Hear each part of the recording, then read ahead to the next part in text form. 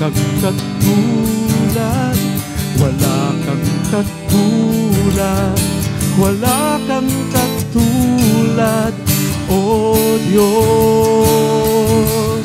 Sa iyong pag-ibig at kapangyarihan, wala kang katulad, O Diyos. Habag na di nagmamaliw, kapayapaan bilang pang-aaliw. Sa iyong biyaya at kaluwalhatian, wala kang katulad, O Diyos.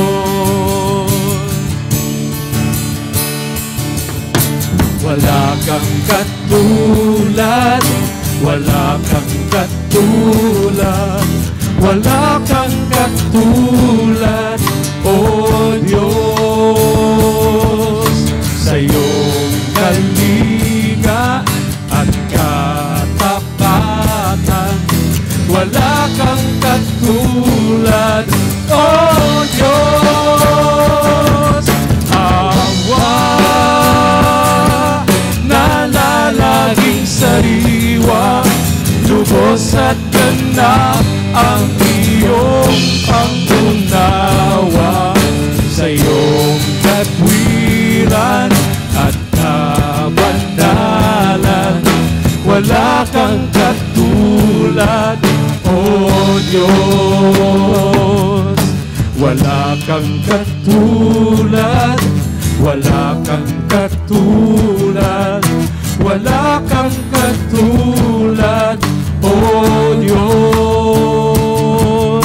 Sa iyong pangako at kabutihan, wala kang katulad, O Diyos. Galak na di na maparang, pumapawi ng lahat ko, agam-agam. Sa iyo ang papuri at karangalan, wala kang katulad, O Diyos. Galak na di napaparang, pumapawi ng lahat ko, agam-agam. Sa iyo ang papuri at karangalan, wala kang katulad, O Diyos. Galak na di napaparang, pumapawi ng lahat ko, agam-agam. Sa iyo ang papuri at karangalan, wala kang katulad, O Diyos. Wala kang katulad, O Diyos. Wala kang katulad, O Diyos.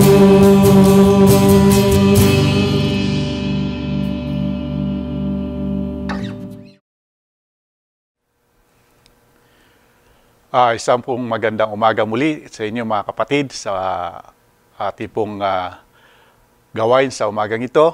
Tayo po muli mag-aaral ng salita ng Diyos. Bago po tayo mag-umpisa, tayo po manalangin, dumulog sa ating Panginoon. Amang Diyos na makapangyarihan sa lahat, banal, marami po salamat sa umagang ito, Panginoon. Muli, Panginoon, binigyan niyo kami ng oras upang kami, Panginoon, ay patuloy pong makalapit sa iyo. Lumapit sa iyo, Panginoon, upang maunawaan namin ang mga salita ngayon sa umagang ito. Gabayan mo kami ng iyong Santong Espiritu na siyang patuloy na nagbibigay ng karunungan at pag-unawa, Panginoon. Ito'y maging isang bunga sa aming puso, Panginoon, upang ito'y, Panginoon, ay maunawaan namin. Salamat, O Diyos, sa mga taong, mga kapatiran na makikinig na iyong salita, Panginoon. Kung paano mo kami iniingatan, ganun din sila, Panginoon. Sa oras nito, marami pong salamat sa iyong biyaya at habag sa pangalan ni Jesus. Amen. Ito pong umaga ito ay nagpapasalamat po ako muli na naman at tayo po ay magkasama upang tayo po ay mag-aral ng salita ng Diyos. Ito po ay isang maiksi lamang pong pag-aaral ng salita ng Diyos, ngunit ito ay malaman, makahulugan, at ito ay magagamit po natin sa pang-araw-araw ng ating buhay. Kaya sa umaga pong ito ay nais ko pong ibahagi sa inyo ang salita ng Panginoon. Kay Jonas chapter 1 verse 2, sabi niya po rito sa salita ng Panginoon, sinabi niya kay Jonas, pumunta ka sa Ninive at sa isang malaking lunsod at sabi mo sa mga taga roon na umabot na ang aking kaalaman ang kanilang kasamaan. Ano po ang inuutos ng Diyos kay Jonas sa oras na ito? Kumisan po tayo'y yung nagyuyukaya sa ating buhay. Kumisan mayroon pong iuutos ang Diyos sa atin at sabing, bumangon ka. Amen. Bumangon ka at gawin mo ito, ang aking inuutos. Kaya nga po, sabi niya po doon ay, pumunta ka. Amen. Hindi niya sinabing, diyan ka lang matulog. Tinuutusan tayo ng Diyos sa isang bagay na may misyon po tayo sa ating buhay. Kaya nga po sa umagang ito, is napakabuti ng Diyos sapagkat sa ating pong pagsunod sa Panginoon, ay mayroon po tayong mga bagay na natututunan. Ngunit kay Jonas po, iba yung kanyang ginawa. Amen. Ano pong kanyang ginawa? Sa Jonas chapter 1 verse 3, imbis na pumunta po siya ng Ninive, pumunta po siya ng Tarsis. Amen. Ang layo po ng Tarsis sa Ninive. Amen. Ganon din po tayo kumisa sa ating buhay. Aminin man po natin o hindi, may inuutos ang Diyos sa atin, may pinagagawa ang Diyos sa atin, pero kumisan, hindi po natin ito sinusunod. Kumisan pa nga, ay yung ating gusto, katulad ni Jonas, natakot siya doon sa inuutos ng Diyos sa kanya. Kaya iba yung kanyang desisyon. Ibis na yung desisyon ng Diyos ang kanyang sundin, ay yung kanyang desisyon ang kanyang kalooban. Ngunit, sa oras na ito, parang ganun din po tayo. May mga pinapagawa ang Diyos sa atin. Kung minsan ay labag sa ating kalooban, hindi natin sinusunod ang Diyos. Karamihan, kung minsan, yung talagang gusto natin ang nasusunod, hindi ang gusto ng Diyos. Sa umagang ito, ipinakilala ko si Jonas sa inyo, bilang tayo rin na Jonas kung paano tayo sumunod sa Panginoon. Napakabuti ng Diyos sapagkat kahit na ganun pa man, ang gawain ng Diyos ay patuloy at patuloy. Hindi nagbabago. Kaya nga po, nang ginawa niya yon, kumisan, ano po ang nangyayari sa ating buhay? Anong konsekwensya ang nangyayari sa ating buhay kung tayo hindi sumusunod sa Panginoon? Makikita natin na maraming bagay. Amen. Maraming bagay po ang ating kwan. Yan. Sumakay siya ng barko. Pumunta siya doon sa Tarsis. Sa 5, nagkaroon ng bagyo. At nagkaroon ng pagkakataon na ang Diyos ay pakita niya ang kanyang pagkadismaya kay Jonas. Ang tanong dito, sa nangyari dito sa sitwasyon ngayon sa buhay ni Jonas nang hindi siya sumunod? Matatandaan po natin, mayroon po siya mga kasama. Amen. Dahil sa kanyang hindi pagsunod, kuminsan tayo ganun din, kuminsan hindi tayo sumusunod sa sinasabi ng Diyos, may napapahamak. Amen.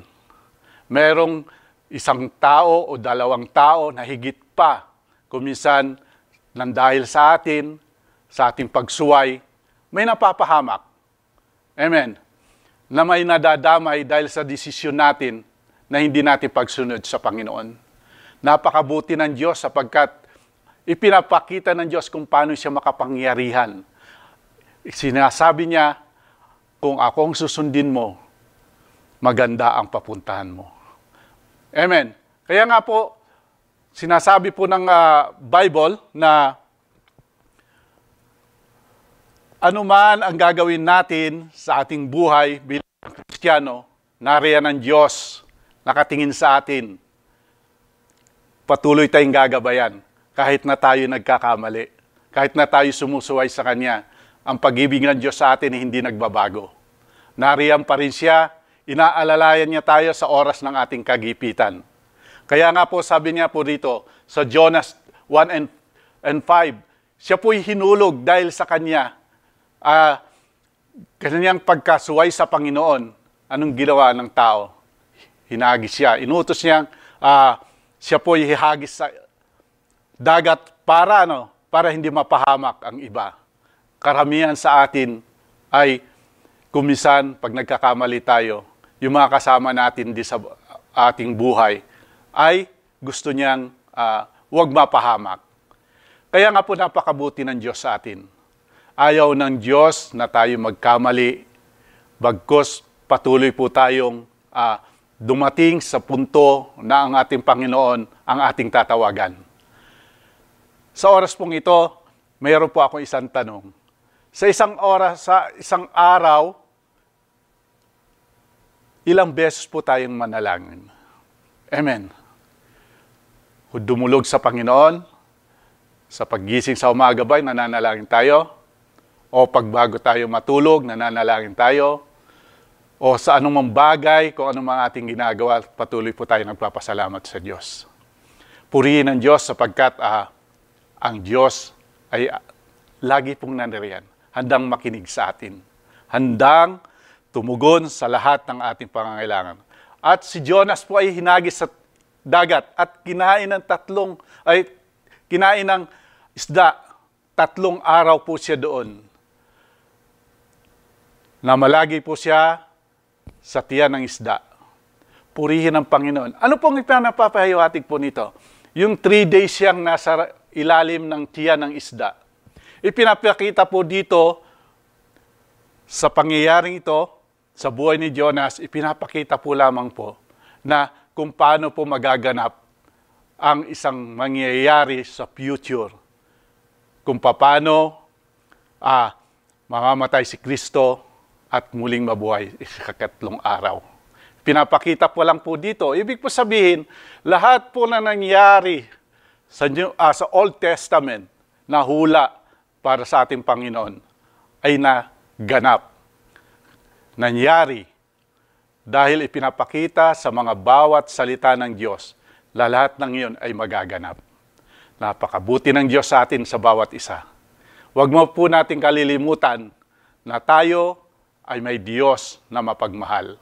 May Diyos tayong maunawain at may Diyos tayong mapagpatawad. Salamat sa Panginoon sapagkat hindi nagbabago ang pag-ibig niya sa atin. Amen. Alam ko naman po na lahat po tayo ay mayroong maraming gawain na isisingit natin, na isisingit ba natin ang salita ng Panginoon. Aminin ko po sa aking sarili, ako marami akong pagkukulang sa Panginoon. Number 1, sa oras ng pananalangin, sa pagbabasa ng salita ng Diyos, kulang-kulang po ako talaga. Kaya nga po, sa pagkakataong ito, sa oras na ito, is humihingi ako sa Panginoon ng patawad sapagkat patuloy po akong nagkukulang sa Kanya. Ngunit, ang Diyos hindi nagkulang sa akin. Sa pamilya ko, sa trabaho, sa lahat po ng mga bagay sa aking buhay, ang Diyos laging sapat. Alam ko, ganun din po sa inyo. Ang Panginoon ay sapat lagi sa araw-araw nating buhay. Kaya nga po, napakabuti ng Diyos. At nang nasa gitna siya ng tiyan ng Diyos, at nang tayo po ay nasa kalagitnaan ng ating mga pagsubok, tayo po ay dumadalangin. Sabi niya po rito ni Jonas, Yahweh, nang ako'y nasa pagkagipitan, nanalangin ako sa iyo. At sinagot ninyo ako mula sa daigdig ng mga patay, ako'y tumawag sa inyo at dininig ninyo ako. Amen. Sa oras na ating kagipitan, andiyan ng Diyos. Patuloy po tayong dinidinig ng Diyos. Amen. Sinasagot niya po tayo sa anumang paraan, sa anumang pong mga desisyon natin, sinasagot po tayo ng Diyos. Never po tayong hindi sinagot ng Diyos. Kaya lang ang tanong, marunong ka bang makinig sa salita ng Diyos na sinagot ka niya? Purihin ang Diyos sapagkat ang Diyos never siyang hindi sumagot. Lahat ng ating katanungan sa ating mga puso ay sinasagot ng Diyos. Kaya nga po, kung minsan sinasabi natin, nakalimutan na ako ng Diyos. Hindi niya na ako pinapansin. Mali. Kahit kailan, hindi kanya iniiwan ng Panginoon. Nariyan ka sa kanyang palad. Hindi ka makakawala. Hindi ka makakaalpas sapagkat siya ang may hawak sa iyo. Kahit anong gawin mo na pagwawala, andiyan ng Diyos ang protection niya sa iyo. Ang pag-ibig ng Diyos sa atin. Hindi tayo ang nakahawak sa Diyos, kundi ang Diyos ang may hawak sa atin. Napakabuti ng Diyos. Alam niya kung saan tayo niya dadalhin.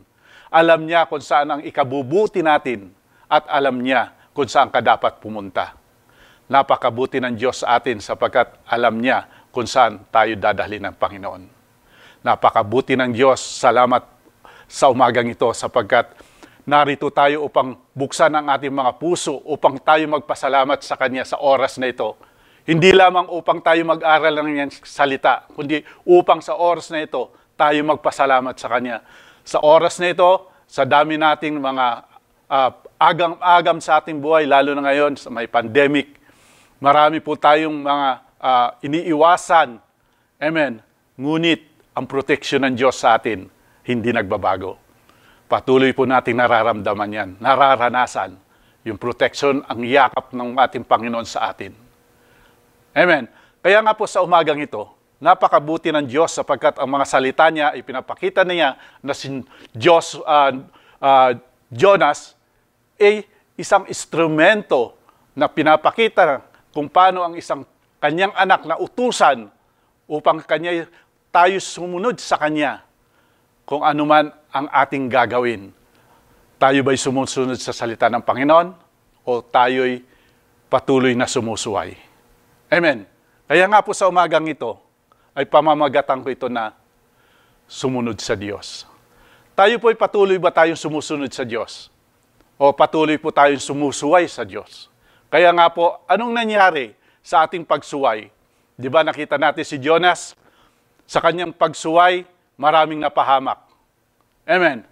Ngunit, sa bawat pagsunod natin sa Panginoon, may isang bagay na mangyayari na hindi mo inaasahan. Amen. Kaya nga po, ang ating pagsunod sa Diyos ay isang napakainam, napakasarap sumunod sa Panginoon.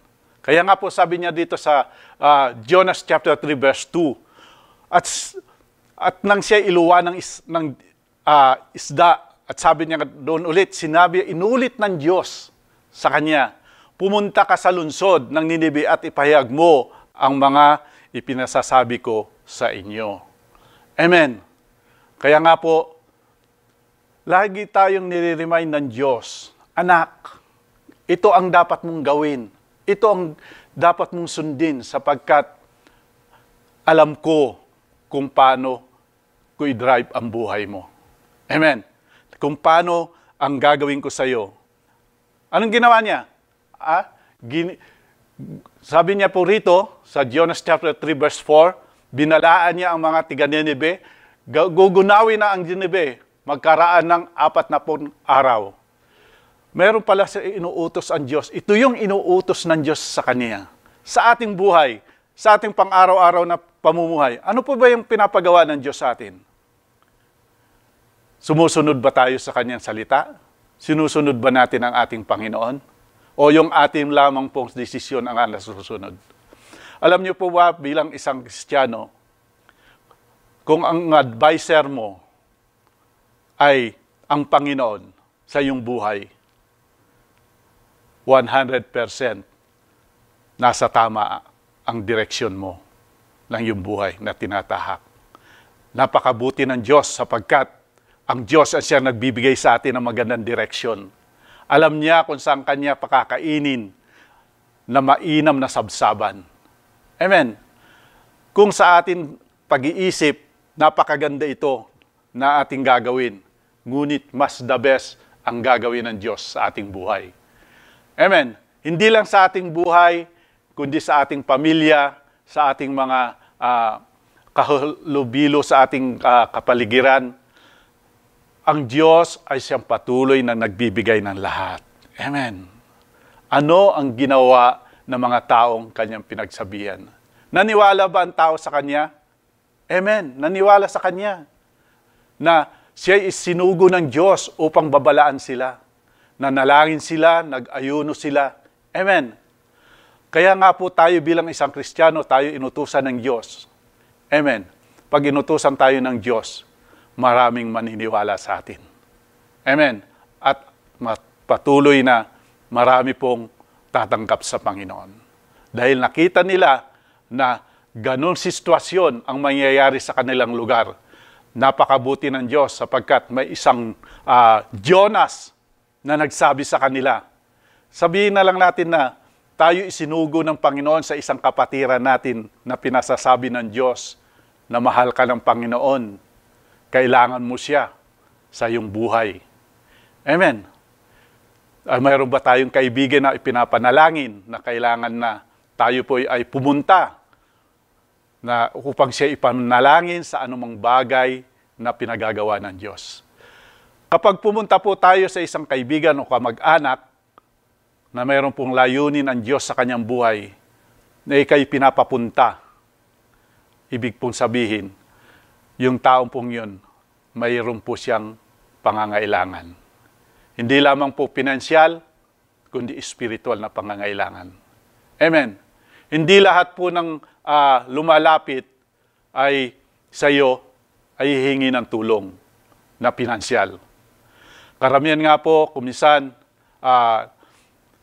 dito sa church, nakikita ko si Pastor Mel, minsan nasa pintuan siya, may kausap siya. Minsan, nananalangin sila. Pagkatapos ng church, tatanong ko si Pastor, Pastor, ano po yung nangyari? Mayroong hiniling yung isang kapatiran na ipanalangin siya. Amen. Kung minsan may lalapit sa ating ganun, hindi siya humingi ng pinansyal, humihiling siya ng panalangin. Amen. Napakainam na tayo po'y patuloy na ginagamit ng Panginoon. Amen. Bilang isang Kristiyano na patuloy nagtitiwala sa Panginoon. Na may gagamitin po tayo sa ating mga kapatiran at sa ibang tao. Tayo po ay isang daluyan ng pagpapala. Amen. Ang isang Kristiyano, isang daluyan ng pagpapala. Ito isang parang tubo ng gripo. Ang pagpapala ay hindi nakasara, kundi ito'y bagkus nakabukas lagi sa lahat ng oras. Amen. Anuman oras na naisin na isang taong lumapit sa Kanya, ay bukas ang palad upang siya ay bigyan ng time, bigyan ng panalangin, at higit sa lahat, bigyan ng suporta, at higit sa lahat, ipakilala ang ating Panginoon. Amen. Pinapakilala natin sa ating buhay, kahit na hindi po tayo magsalita, amen, makikita po nila sa ating buhay. Kaya nga po, napakabuti ng Diyos. Amen. Nakita ng Diyos ang kanilang pagtalikod sa kasamaan, kaya't hindi na niya pinarusahan ang mga ito tulad ng kanyang naunang sinabi. Napakabuti ng Diyos. Amen. Mission accomplished ang nangyari kay Jonas sa kanyang buhay, sa kanyang mission. Bagamat sa kanyang buhay, hindi siya sumunod sa una, ngunit dinala siya ng Diyos kung saan niya gusto ng Diyos, kung saan siya dadalhin. Amen. Hindi tayo makakaiwas kung ano man ang gustong pagawa sa atin ng Diyos. Kahit na sabihin natin na ayaw natin, ngunit ang kalooban ng Diyos ang masusunod. Amen. Kaya nga po, sa ating pagsunod pala, ay maraming magaganap. Higit sa lahat, matutuwa ang Diyos. Sa ating bilang isang Kristiyano, bilang isang anak, tayo rin po ay may mga anak, kuminsan hindi tayo sinusunod. Amen. Kuminsan, pasaway pa. Pag sinabi mo huwag lalabas, lalabas. Amen. Pag sinabing huwag mong gagawin yan, huwag mong gagawin. Kaya si misis ko noon, pag nagagalit, sige, gawin mo yung gusto mong gawin. Kasi sinabi niya yung gusto mong gawin, hindi na gagawin. Amen. Kasi alam niya na mapapahamak siya kung hindi siya susunod. Ganon din po tayo sa ating Panginoon. Gusto niya patuloy po tayong sumunod sa Kanya. Salamat sa Panginoon sapagkat patuloy. Amen. Sabi niya po to, inilibing siya na muling nabuhay ikatlong araw tulad ng sinabi ng kasulatan. Amen. Ito po yung sinasabi ko po kanina na nung kinain siya ng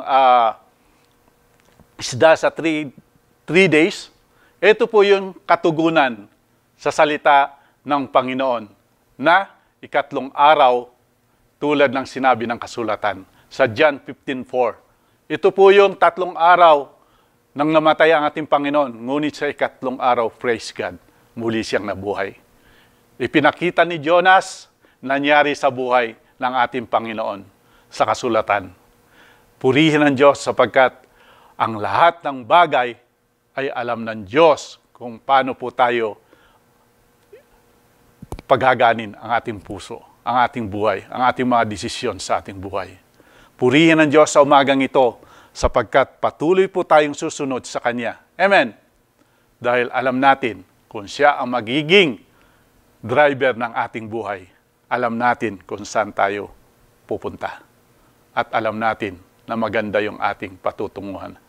Hindi kapahamakan, kundi kaligtasan ang ating masusumpungan sa ating Panginoon. Manalangin po tayo at muli po tayong lumapit sa Panginoon sa umagang ito. Gusto ko pong manalangin ng pagtanggap sa ating Panginoon kung sino bang gustong tumanggap sa Panginoon sapagkat ang lahat ng tumatanggap sa Panginoon ay binibigyan niya ng kaligtasan. Manalangin po tayo. Panginoon, ako po patawarin niyo sa aking mga kasalanan. Tinatanggap ko po si Jesucristo bilang Panginoon ng sariling tagapagligtas ng aking buhay. Tinatanggap ko dakilang regalo ng buhay na walang hanggan sa gabay ng Espiritu Santo sa aking puso. Ako po ay pagpalain kasama ng aking pamilya. Ito po ang aking dalangin sa pangalan ng aming Panginoon Jesus. Amen. Tayo po'y manandali at manalangin. Amang banal na makapangyarihan sa lahat, salamat po sa buhay ni Jonas. Salamat, Panginoon, pinakita mo na ang taong sumusunod sa iyo ay may magandang patutunguhan. Salamat sa iyong mga salita mo, Panginoon, sa umagang ito, na tumimo sa aming puso at isipan na bilang isang anak mo, Panginoon, ay dapat sumunod sa iyo. Salamat, Panginoon, sa aming pagsunod sa iyo, may kalakip na pagpapala, Panginoon. Salamat, Panginoon, sa proteksyon mo sa aming pamilya, sa aming mga mahal sa buhay. Proteksyon mo, Panginoon, sa oras na ito, sa aming pong nararanas ngayon sa umagang ito, sa araw na ito, Panginoon, na panganib, Panginoon, ng sakit, Panginoon, na ito na dumadapo sa mga tao. Alam namin, Panginoon, hinihingi po namin yung proteksyon mo, ang iyong kamay na mapagpalang makapangyarihan, na kami po inyong gabayan. Salamat po, Lord God, sa mga kapatiran na patuloy pong nakikinig ng iyong mga salita. Salamat, Panginoon, at patuloy mong ginagabayan ang gawaing ito. Salamat po sa iyong mga salita at maging bunga, Panginoon, ito sa aming puso. At muli, salamat po. Ito po ang aming dalangin sa pangalan ni Jesus. Amen.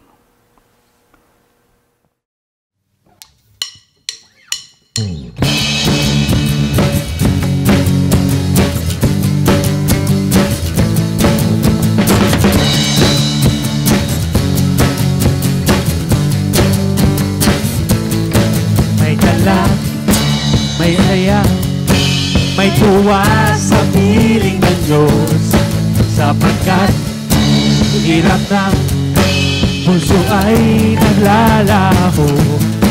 May awit, may sayaw, at papuri para sa Diyos na halin ng puso, pinagpala niyang lubos. Handog niya ay kapayapaan, handog niya ay kagalakan, handog niya ay kalakasan sa bawat pusong napapagal. Kaya ang awit ng papuri, awit ng pasasalamat, at ang awit ng pagsamba ay para lang sa Kanya.